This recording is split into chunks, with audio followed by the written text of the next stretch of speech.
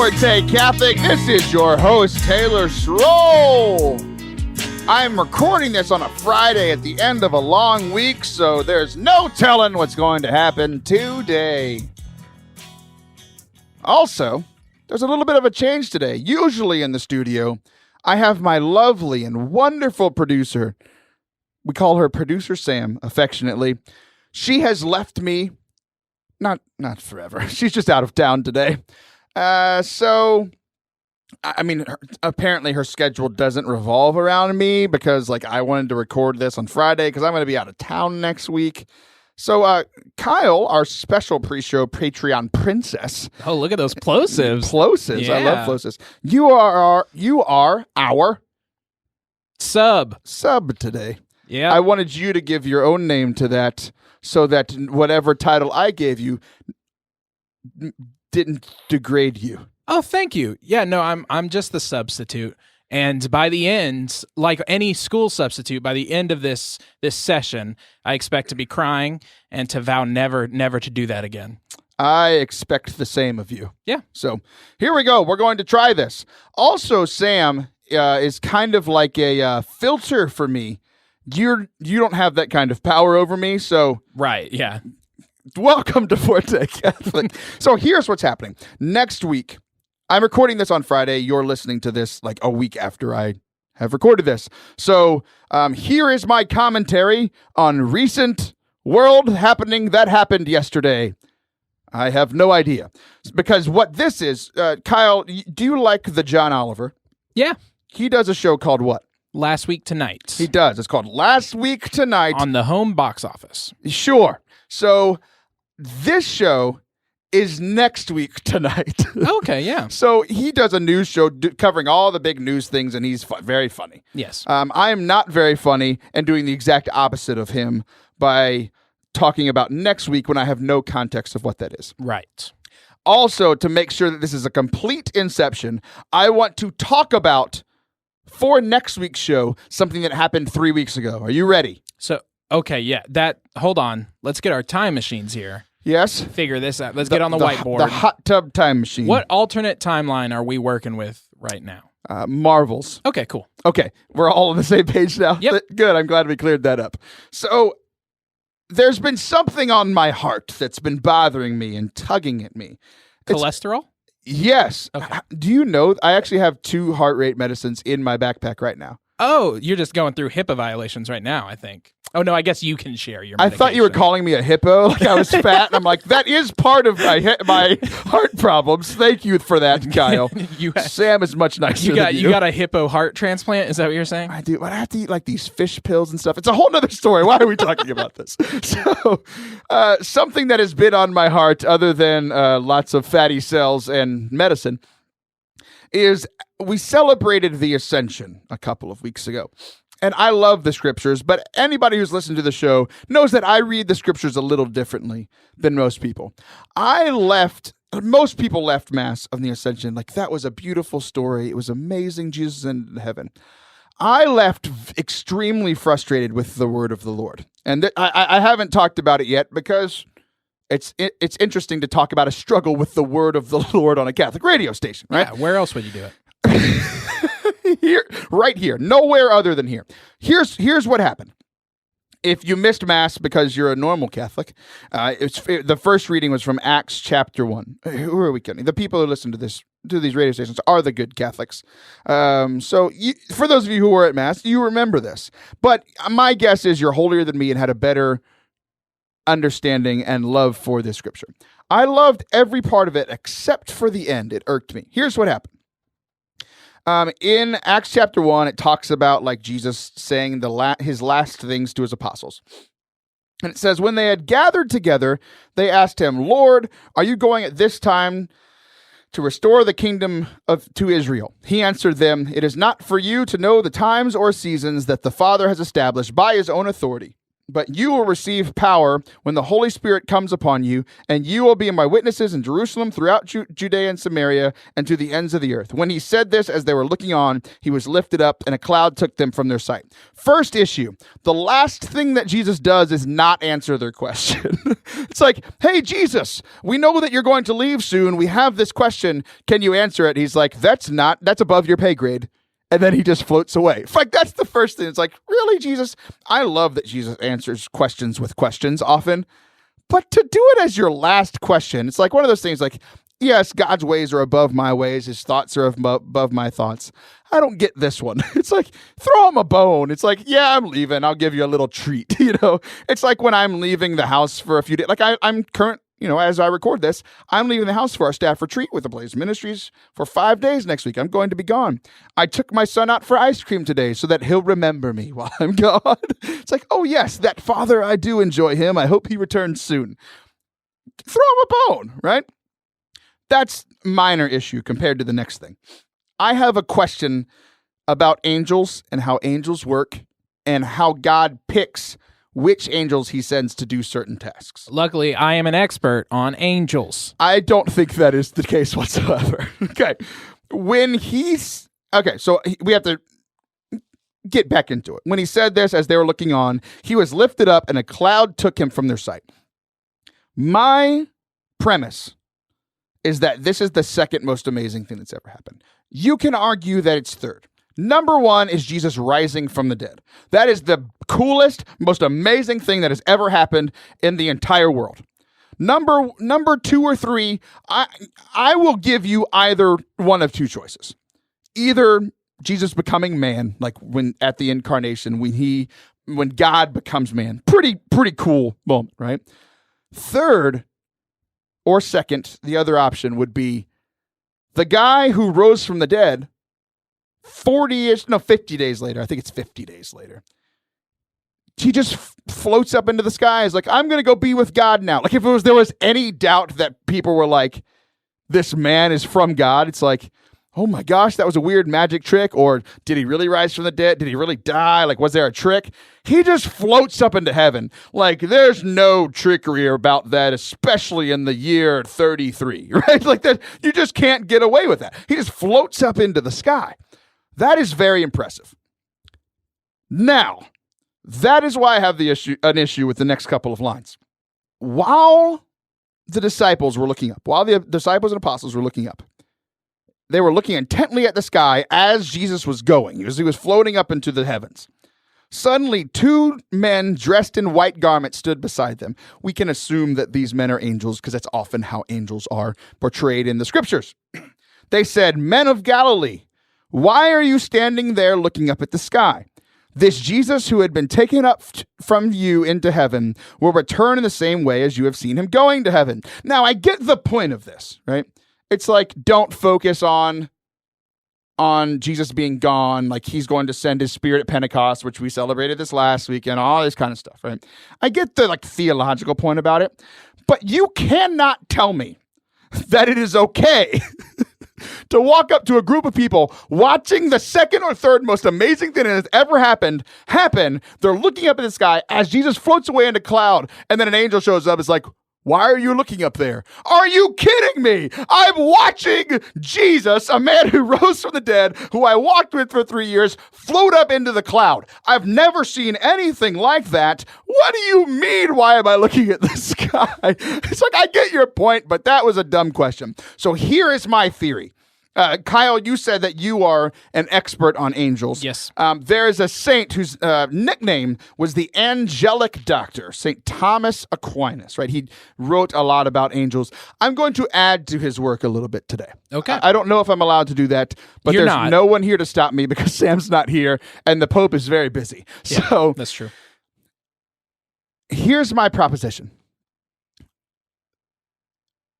God didn't send, or at least it's not named, he didn't send Gabriel, the great messenger that said that Mary was going to have a baby and you were going to name him Jesus and he's going to save the world. Didn't send Gabriel. My thought was that these are new angels on the job, or angels maybe not new angels, but angels who have never been a messenger for the Lord towards humans before, and they're just struggling a little bit with their interpersonal skills. There's a lack of empathy there for the human condition. Yeah, it's like, why are you looking up at the heavens? We see Jesus every day. It's like, we don't get to do that. Right. Yeah. There's another quote, and I forget which saint it was. Somebody listening will know.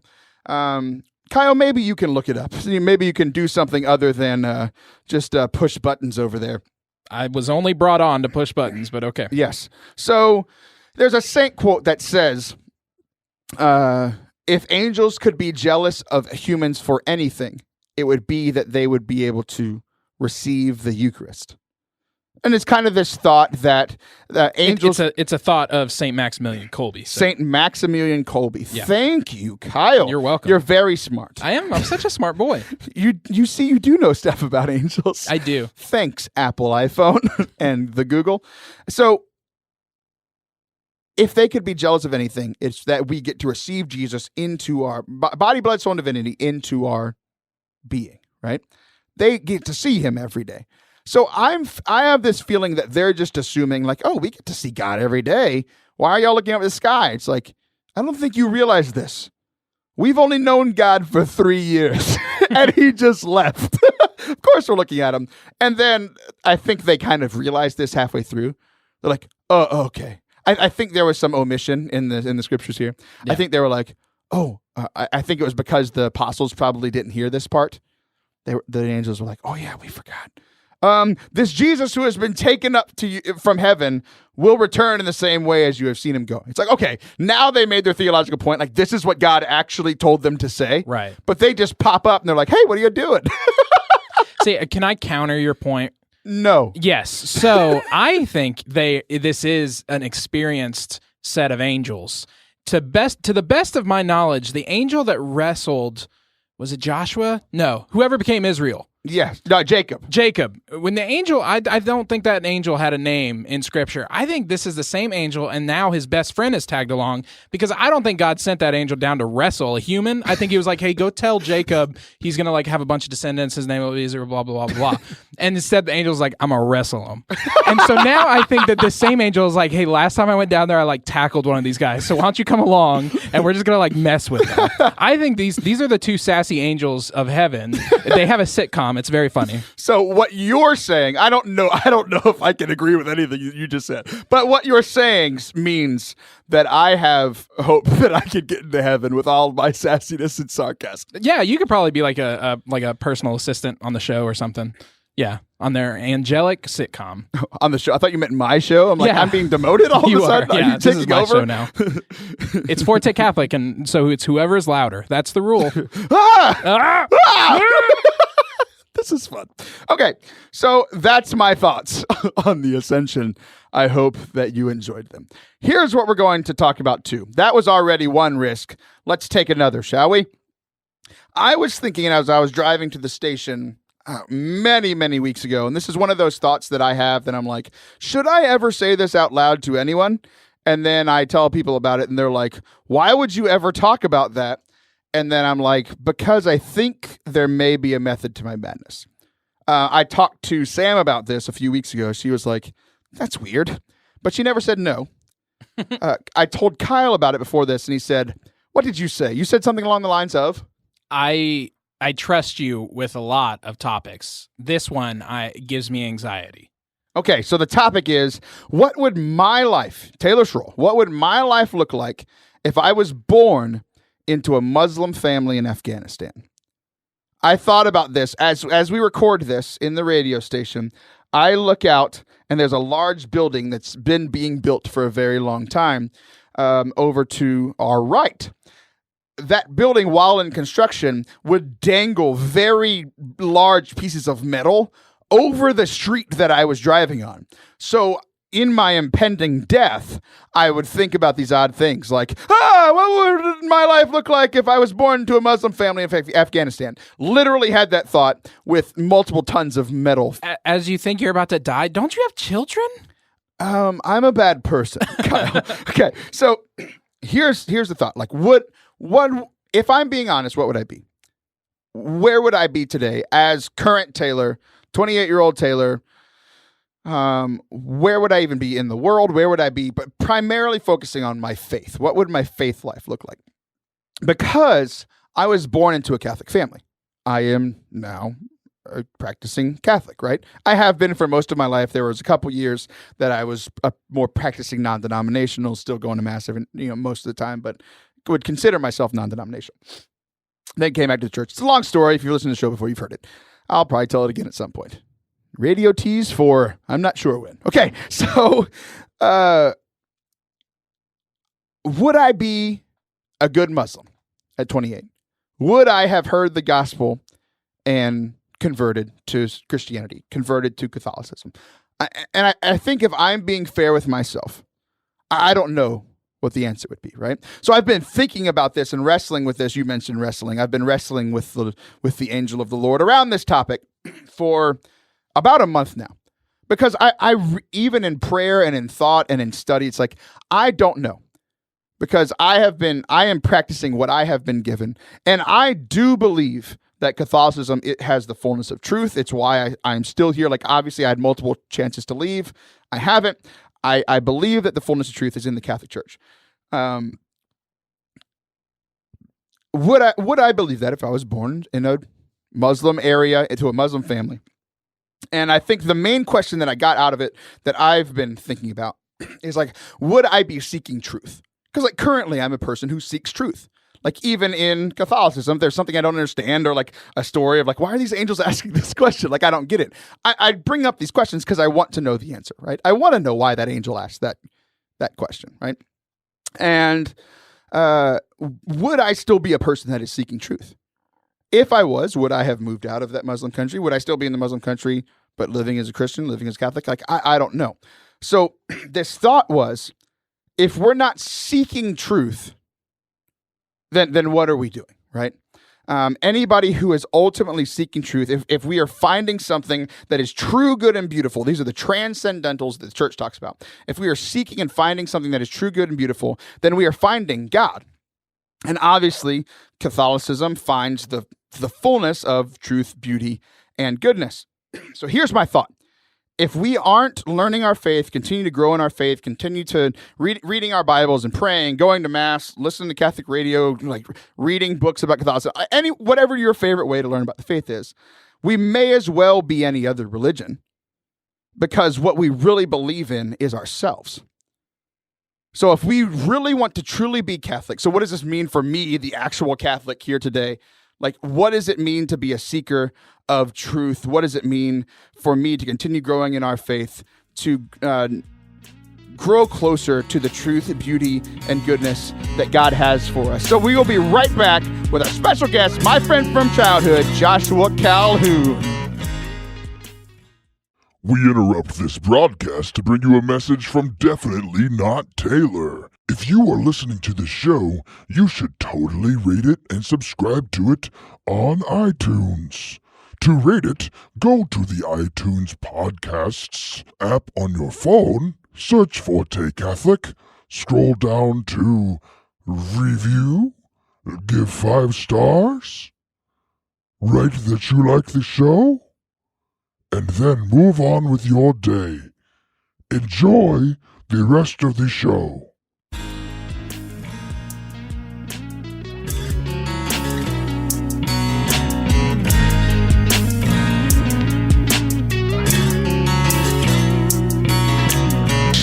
Welcome back to Forte Catholic. This is your host, Taylor Schroll. It's nice to be back with you on this beautiful day in Bryan College Station, Texas. So, funny story. Last night we had a bros gathering with the Ablaze Bros. We finally have enough bros on staff that we can have an event where it's just not like 3 dudes like, hey, what's up? So, all 6 of us, yes, all 6, because we're outnumbered by women, all gathered at this man named Josh Calhoun's house. And we did manly things, and it was fun.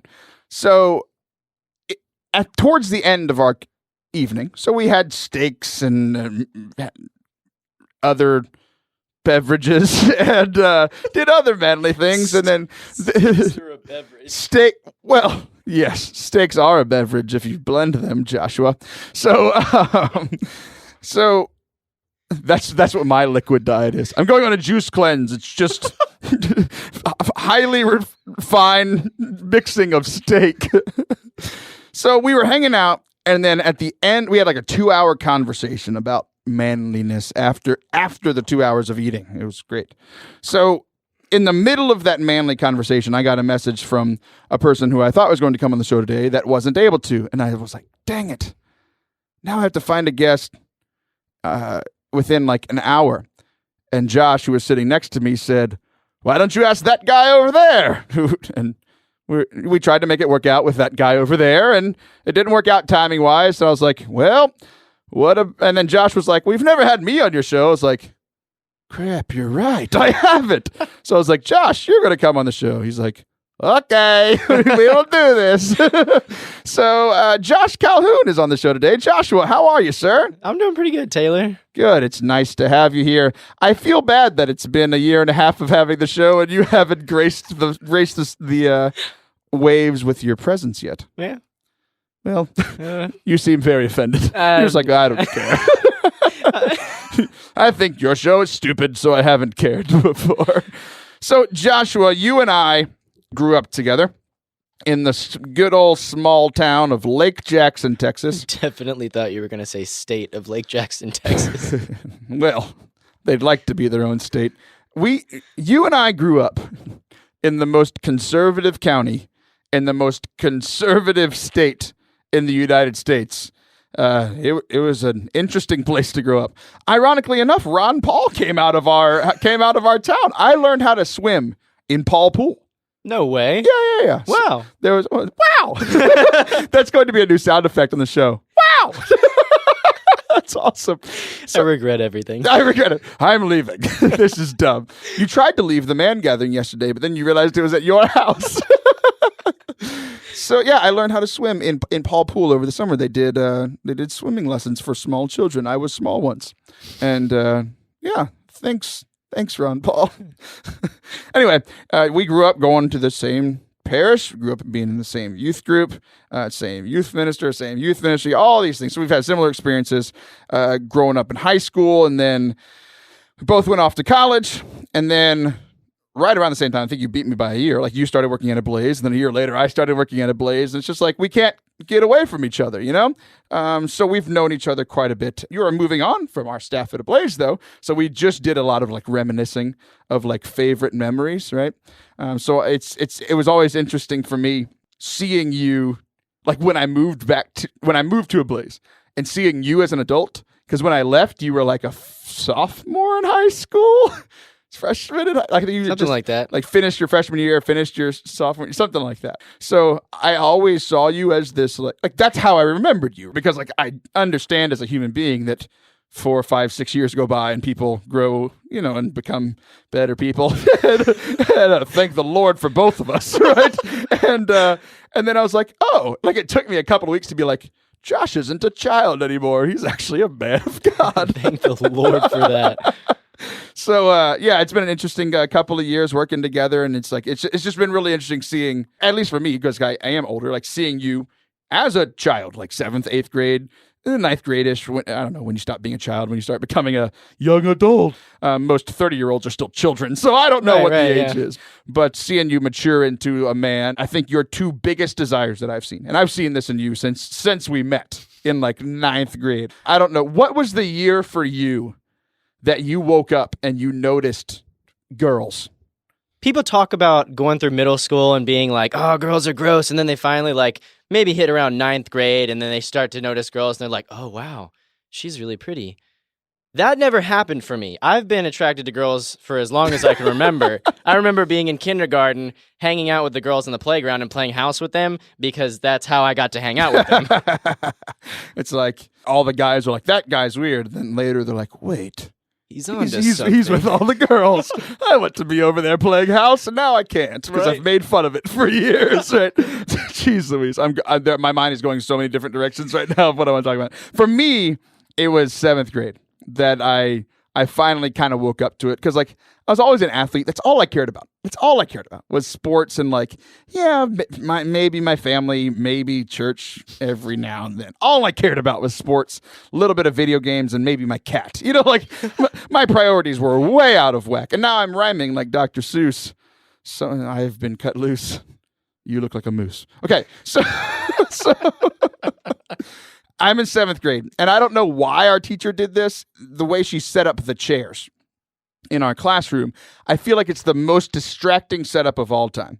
How it was there was like 15 tables and chairs facing the middle of the room on the right side, and on the left side, another 15 tables and chairs facing the other side. So they're facing each other, and she would like walk in the middle and teach. Very odd, because then it's like, if I'm looking at you, I'm teaching you, the people behind me only see my backside. Then I turn around to them, and it's like, it's just a weird way to teach. Yeah. And I can remember being in 7th grade. I don't know when it was, but it was sometime either later in the first semester or in the second semester.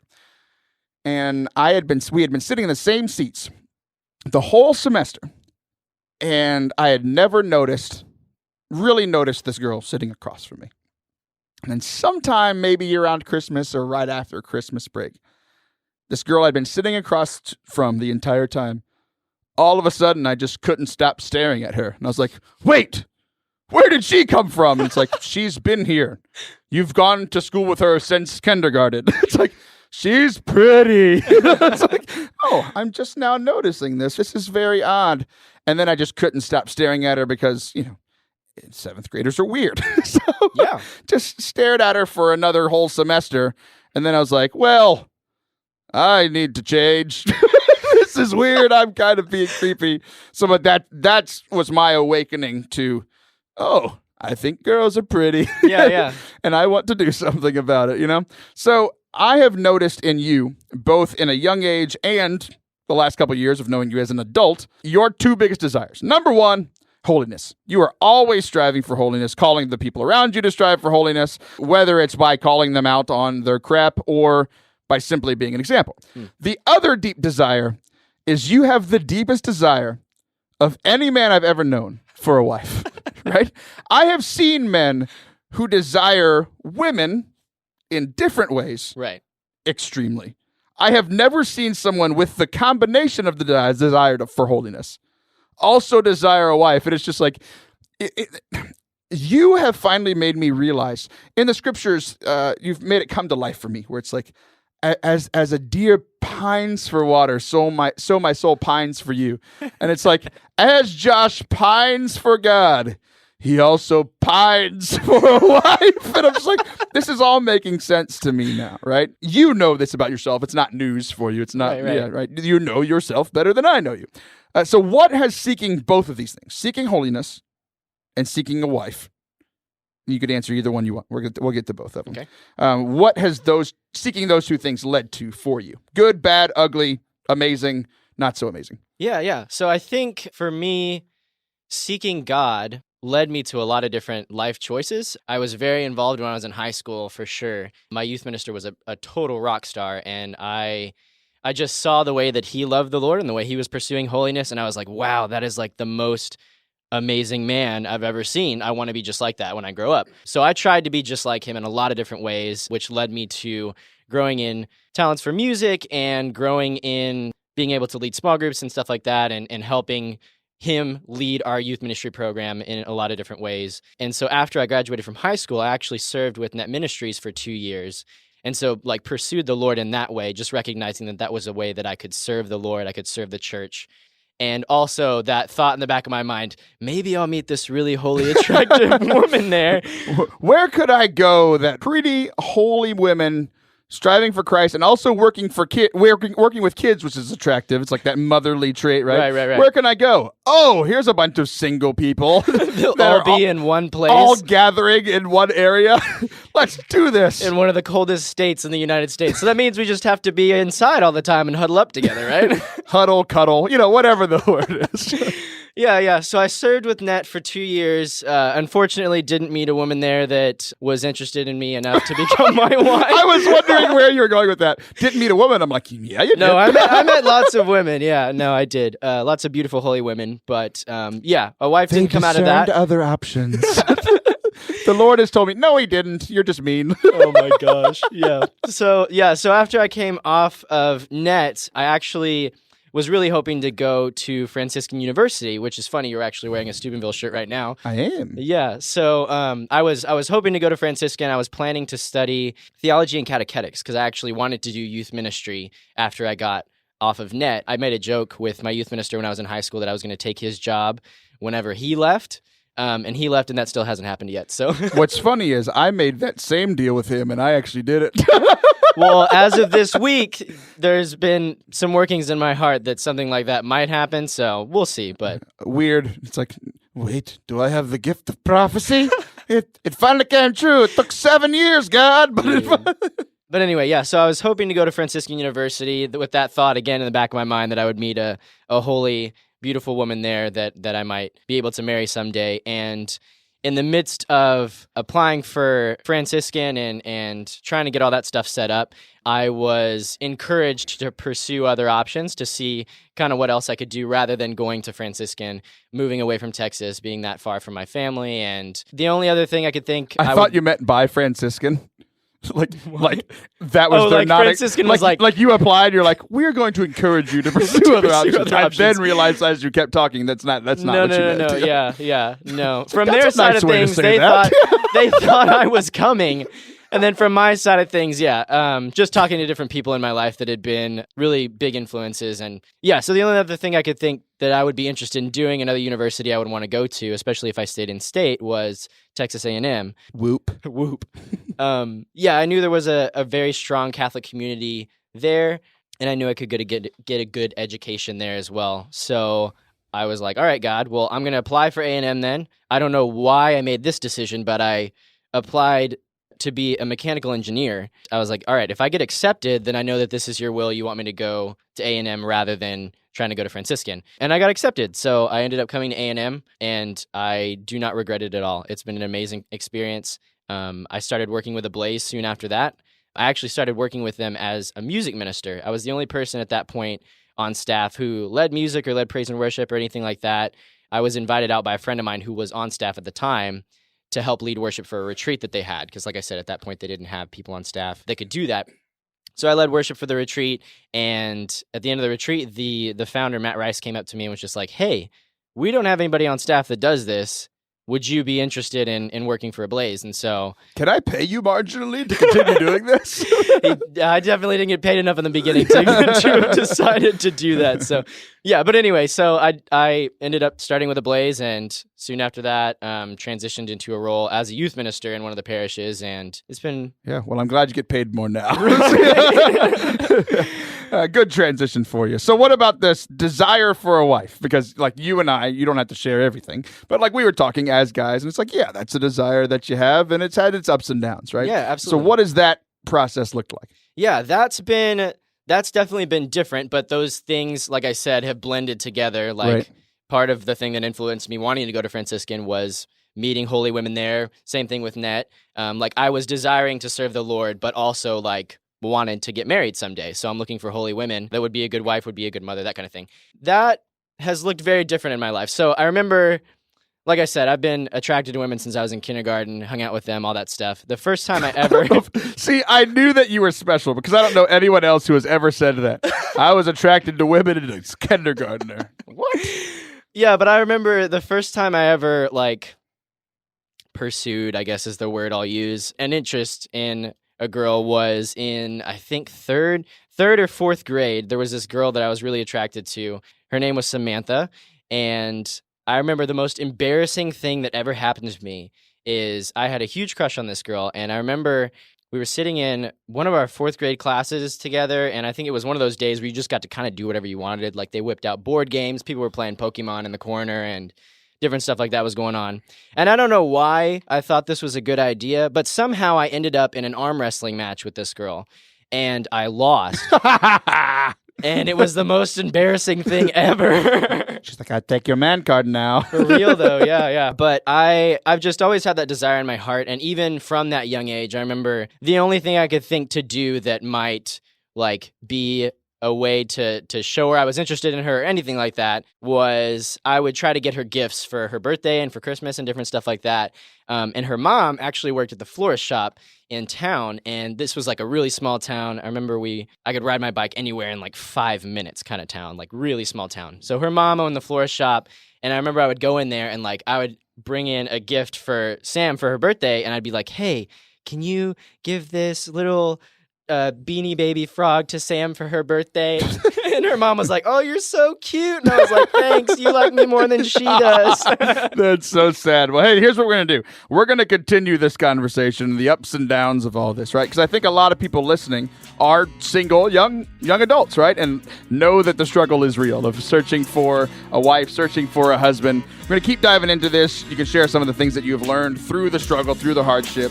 And also, we're going to play a game. The next segment will be a little bit of fun. So we will be right back for our final segment of Forte Catholic for the day. Hey, it's Taylor. Aren't you glad I'm not using voice modulation between these two segments? You're welcome, friends. Hey, I just wanted to stop and take a moment to tell you to go visit the website for all your Forte Catholic needs, FORTE Catholic.com. You can find old podcast episodes. You can find info on my music, on my speaking. You can find booking information. I'm getting a lot of exciting new events lined up here in 2018 and even in 2019. If you want me to come out to your parish or diocesan event or school, I would love to. Go check it out, FORTE Catholic.com, and enjoy the rest of the show.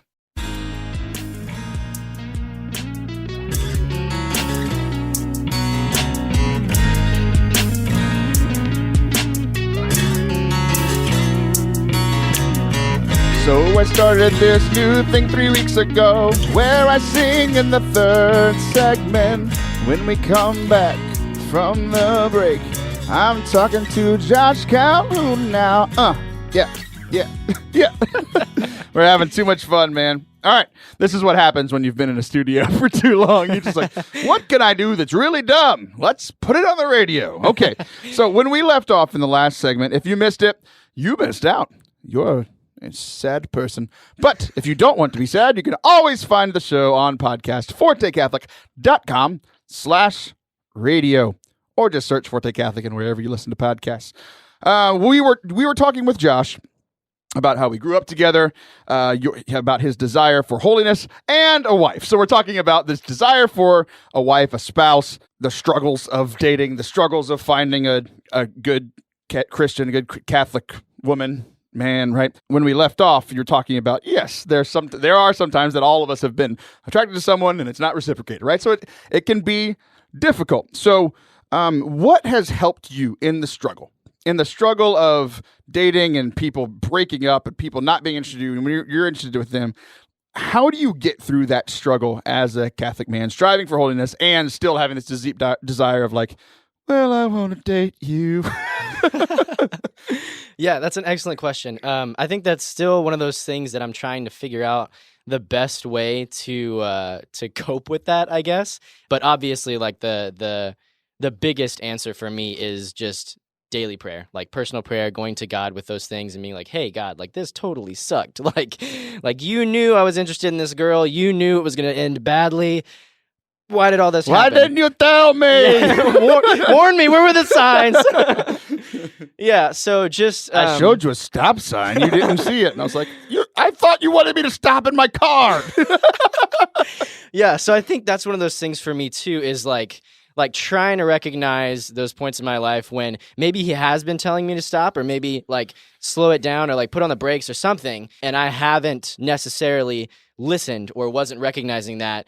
And I think those times in my life, those were times when I wasn't as faithful to prayer. I didn't hear his voice as clearly because I wasn't really listening for it. So I think that's a really important thing that I've recognized for me is like those times in my life when I have been close to him, he's guided me through those areas when I was depressed or lonely or sad as a result of like a bad breakup or a relationship that didn't go where I wanted it to, that kind of thing. So Yeah. So where are you at right now with it? Because like you've been seeking, you've been searching, there's been this frustration, there's been sadness, there's been heartbreak. Like, so because I think a lot of people are in your situation, right? Yeah. So where are you at with it right now? Like what do you want and what are you doing to try to achieve that? Yeah. So I think where I'm at right now is I am just striving to grow closer to God, because I recognize the times in my life when I've tried to grow closer to women have not worked out well for me. So growing closer to God is the best way to do that. I heard a quote from, I think it might have been the guy who wrote the 5 Love Languages book or something like that a while back, but it was... When in doubt, it was Abe Lincoln. It was something along the lines of, like, if you are authentically pursuing Christ and you're running the race towards him and your future spouse is doing the same thing, if you're both running towards Christ, it's like a triangle. Like there's a point at the other end that you're both getting closer towards. So you're going to grow closer to that person just because you're growing closer to Christ. Yeah, that was Abe Lincoln. 7 years ago, if you ran towards a god next to a woman, you got closer to her. Also, slavery is dumb. We should end it. That was that quote. It was right in there in that conversation there. So here's what we're going to do to end this conversation. There are some, I'm guessing, some pretty women that listen to this show that are single and Catholic, or at least want to be because they're listening to a Catholic radio shows or podcast. Sorry, ladies, I'm taken. But Josh is a very eligible bachelor. Oh my gosh. He's a handsome man. He's my mom tells me that. I had a nice conversation with your mom yesterday, and that's not even your mom joke. I actually spoke to your mother next to you. That's right. Yeah. Very funny. If you are interested in dating a nice Catholic man who wants to run to God with you, search Joshua Calhoun on Facebook, and you can become friends with him. I know I didn't tell you this was coming, but I just want to help you. Even if there's a chance that there's a woman listening right now, it's like, I too am lonely and want to follow God and want a spouse. This is what Josh's future wife sounds like. This is really funny. You're funny. So, let's get you married. Joshua Calhoun at Facebook. Send him a message. You can look at his pictures. They're pretty good. He's a fan of large families because he came from, I think your mom has 78 children. Is that pretty close? Pretty close. Pretty close, yeah. Divide that by like 7. Yeah, I'm the oldest of 11 kids. I don't think 78 is divisible by 7. Not exactly. She has 11.13 children. That was a mistake. We don't know what happened. Okay, dark joke to end the conversation. So here's what we're going to do now after the dark joke to end our conversation. But seriously, Joshua Calhoun, Facebook. We're going to play this game because yesterday when we were brainstorming what to talk about today, we were all like, it was like Affirm Josh Day. What is Josh good at that we can talk about? And Brian, who has been on the show before, was like, he's really good at movie quotes. And at first I was like, oh, shut up, Brian. Like, Brian's an avid listener. I love Brian. And then he's like, no, I was trying to be helpful. Like, he's really good at movie quotes. I was like, oh, sorry. I thought you were just being mean. Oh, my gosh. So I thought he was being rude, so therefore I was rude to him, and then I realized he wasn't being rude, and I was like, I'm a bad person. So to honor Brian, here's what we're going to do. Okay. We're going to play a game that involves movie quotes and Catholicism, two things that you're very good at. I have to be completely honest. I was completely honest with you. I have played this game before. It's a typical, we get them from Download Youth Ministry. We use them in ministry all the time. It's one of those things. It's like, we've played before Star Wars or Scripture on the air. We've played Taylor Swift or Lamentations. It's or like, Taylor Schroll. Or Taylor Schroll, right? This is all so sad. That was Taylor Schroll. Okay, so we've played these types of games before. I have led this game when Stranger Things became a popular show. Yes. I led this game called Stranger Kings. Okay. Wow. It's all about the kings in the Bible, and that sounds amazing. So it's something that happened in the Bible where a certain king did this, and we are going to be given 4 choices, and we are both going to be able to answer. Okay. I will keep track of the score on my cellular device, and we will see who is the winner at the end of the game. Does this all make sense to you? Yeah. Who is the winner and who is the Demogorgon? Exactly. I think the winner should be the Demogorgon. The Demogorgon is awesome. No, he ate. Oh no, he ate Bob. Spoilers! was Jeez the Louise! worst. Let's just put a spoiler warning on this. If you haven't watched Stranger Things by now, it's your fault. I'm actually not mad at Josh. Thank you, Josh, Praise. for calling out that person who hasn't watched Stranger Things yet. You hate Bob. Frodo's friend. Okay, so we're going to play this game, and the reason that I had to be completely honest is I have played this game before. This is by far the hardest game I've ever played my entire life. Oh my goodness. I don't remember a single thing. So I'm not cheating whatsoever by having played this game because I don't think I got an answer right the first time. Oh, wow. And yeah, this is going to be interesting. So our host for this show is a man who goes by the title and the moniker the pre-show Patreon princess. So you have only heard this man's voice. I don't know if you've been on the radio before. I know that you are a superstar on Patreon. So if you go to patreon.com/Forte Catholic, Kyle, our good friend, often comes in before the show. Sometimes he just comes before the show because he knows he's good at Patreon stuff, and he literally records the Patreon stuff and leaves. I'm just like, that man knows what he wants, and he just does it. That is accurate. And then other times, you stayed for the whole show, and we just, And I do regret those times. I do, yeah. Good. I'm very glad. I was going to plug your podcast, and now I won't. No, So- yeah, you probably shouldn't. I shouldn't. Mine is a heathen podcast. It so, is. yeah. So you are the pre-show Patreon princess. If you want to hear more from Kyle, go to patreon.com/Forte Catholic. You can support me and also get some amazing content with the Kylester. So Yeah. Kyle is going to be the host of this game. He's going to talk into the microphone while he does it like he's a podcast host that knows how to do this. And you are going to be asking the questions. Josh and I will both get our chance to answer. We can choose the same answer if we'd like on a certain question because there are 11 questions. Are we ready for this game? Yes, we are. Let's do it, Mr. Kyle. Welcome to Stranger Kings. So, this first question. This servant king had the shortest reign at 1 week. He killed his king and killed off his king's family and friends, repelled a siege from Omri, loses the siege, and Tirzah then ultimately goes into the palace's citadel, sets fire to it, and dies. He had a bad week. A very bad week. Option A, King Zimri. Option B, King Boshana. Option C, King Darius. Rucker, assumedly. Option D, King Bowser. So, King Bowser. King Bowser. If it's that would be hilarious because Oh my that's gosh. exactly what happens in Mario. That exact scenario happens in They Mario. just changed some of the names, so you don't know. I'm going to go. I don't even remember the names of the kings. I'm going with A. That sounded the most correct. Okay, I kind of liked King Darius. That sounded King good. Darius is real good. Yeah. Rock me, mama like a wagon wheel. Yeah, that's it. That's the correct answer. Is King? No, it's not. It's King Zimri. Option A. You got it. I Taylor. got it. I'm so correct. Booty. You got it. All I right. don't know if you can say that on here. I can bleep it. I'm a temporary producer today, and I don't. You know how to are. Sam's beep. not here, so we're falling apart. We are. Question 2. Berated in front of his men by Queen Jezebel, this king then orders her tossed from a window where horses trample her Wow. and dogs consumed her body. Wow.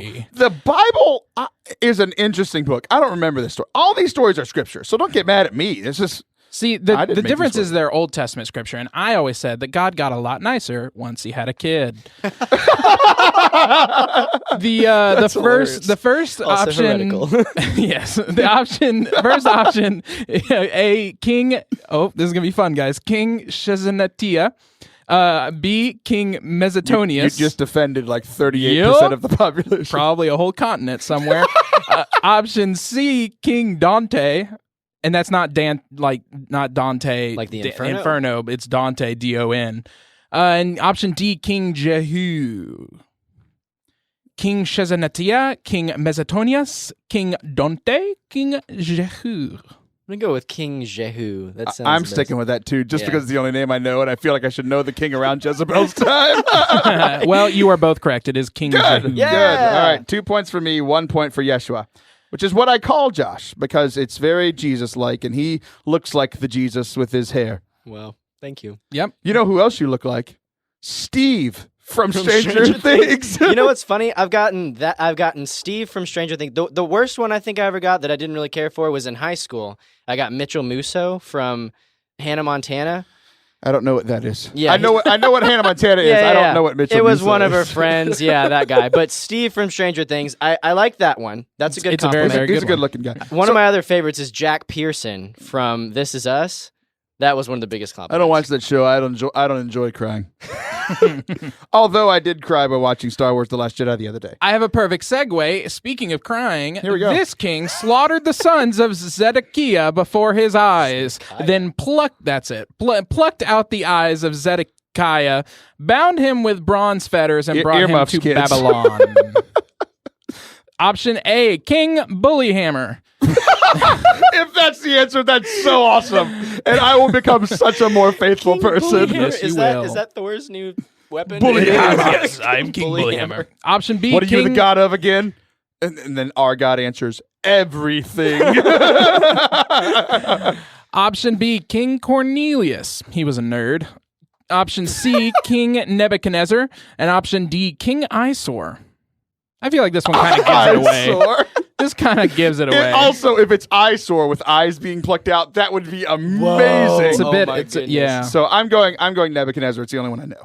Wait. It was Nebuchadnezzar was C? Is that right? Yeah. What was B? B is King Cornelius the nerd. The nerd is something that's my editorial, but Well, darn. Because Cornelius and Nebuchadnezzar are both familiar names to me, so that's a difficult decision. I think you're just thinking of corn. No, I know Nebuchadnezzar had something to do with like Persia. So, and something about the finger of God writing on the wall. So But I'm going to this say is Sparta. I'm going to say B because I don't think it was Nebuchadnezzar. you don't think it was Nebuchadnezzar? Well, guess what? You are wrong. Great job. The answer was Nebuchadnezzar. Oh. Should have went with me. I'm smart. Also, you've played this before. I don't remember any of these. That's what you said. Yeah. But you've gotten all the answers I right. have. Question number 5 or 4, whatever number this is. This longest reigning king came to power at age 12. The evil he did during his 55-year reign included idolatry and child sacrifice, mostly freshmen. I think that's a high school thing. I think that's a high school, maybe. I don't know. Wait, that's not you? That's no, actually that's in the game? actually written in here. It's a youth ministry Yeah. game. It sounds like so- something you would say, so I just thought it was you. No. Maybe he wrote this game. I did write it. He brought God's punishment against the entire nation. Option A, King Julio. Option B, King Manasseh. Option C, King Pekah. And option D, King Hoshea? Maybe? I don't know. I don't know you how to. pronounced 0 of those correctly. What can I I say? heard King Julio, King Jose, and there were a couple other ones. It's there. not Jose, it's Hoshea, and I don't know if I'm saying that gosh. correctly. What was third option? King Pekah. Like Pekah. Pokemon? No, it's Pekah. I don't know how to King read words. Peke. King Julio, Manasseh, Pekah, or Hoshea. I'm going Manasseh. I think that's Manasseh. I think it is too. Absolutely. We're It going to is. go with that. Which Manasseh. is why I've Yeah. heard that word before. Cool. Well, you're both right, so that's very, very good. Yeah. The next question. The youngest reigning king, King Joash, now I just sound like a broken record. Joash inherited the throne at what age? Option A, 12 years old. Option B, 7 years old. Option C, 18 years old. And option D, 22 years old. Going youngest, 7. I'm going 7 because that sounds sacramental and biblical and all that good stuff. Well, guess what? It was a trick, but it was a bad trick because you were both right. It is 7 years old. All right, last one, and then we got to wrap this show up, man. All right, I just picked one from random then. Persuaded by his wife, this king built an altar in Samaria dedicated to the false god Baal.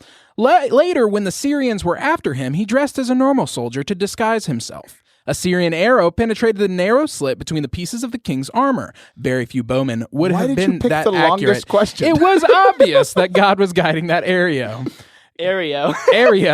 Gosh, I new can't Oreo talk. flavor. I'm All right, here's done. the deal. No matter what, I'm winning by 2 points, and Josh loses because even if you get this right, you can't win. Kyle, you picked the worst question possible I tried. for the speed round. Start the music so that we can leave, you terrible producer. This has been another episode of Forte Catholic. Josh, thank you so much for coming and hanging out with us. Thanks for having me, Taylor. We will be back next week. See ya! Hey, what's up, friends? It's Taylor. Thank you so much for listening to today's episode. I hope you enjoyed it. Big thanks for Josh for sticking around for an extra segment. For all other podcast episodes, go to fortecatholic.com/radio or search Forte Catholic and wherever you listen to podcasts. Peace.